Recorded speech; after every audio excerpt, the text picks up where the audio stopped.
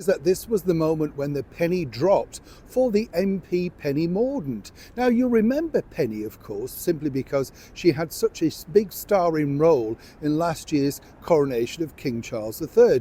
And by the way, if you like the picture of that dress, it's going to be up for charity, up to buy. Apparently, according to the delicious Penny, who's got wonderful hair, let me tell you, ladies and gents, when you meet her in the flesh. Well, she said, look, she couldn't wear the dress again, because everybody knows where she wore it before.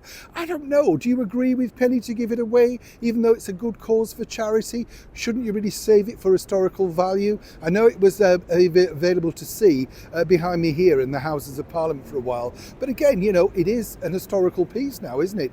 Everybody remembers what a sterling job she did. I've met Penny, let me tell you, a little bit grand. You know what I'm saying? Yes.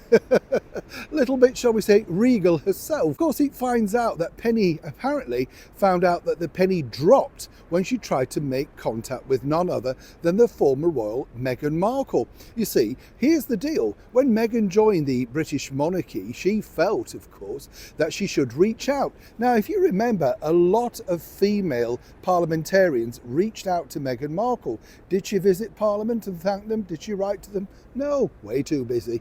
Being Meghan, of course. What's interesting here is Penny's now spoken out, and this has really resonated with a lot of female MPs. You see, the background was that Penny was head of a charity called Eden, all about human trafficking. And what she decided to do was simply send Meghan a gift, a note, and a necklace, basically saying, this is the situation. It'd be great if you could get behind this particular support group. Heard nothing.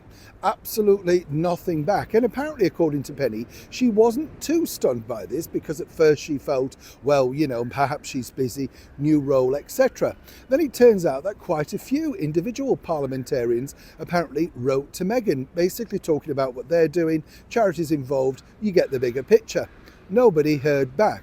Now, here's where it gets really interesting, because apparently since this story hit the newspapers, Meghan's team are furious. Of course they are. They have to be. Apparently, Meghan never received the endless letters going into Kensington Palace. So you can't blame her.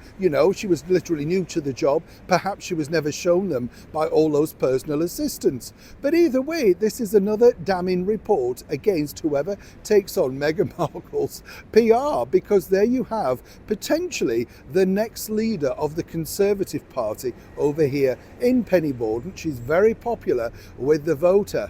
And this particular story, and given the fact that she had such a starring role in the wonderful coronation last year, you do have to say to yourself, could anything similarly become more damning for Meghan? You can only bat these things away so long. Now, to give her a fair share, perhaps this was at the very start, and perhaps she was going through all of those crises that she then told us all about during the interview with Oprah Winfrey. Either way, it didn't play out well, and either way, once again for Meghan, it looks terrible PR. And it looks like for her and Penny, literally, the penny has dropped. You like that pun, don't you? Neil Sean, Parliament, London.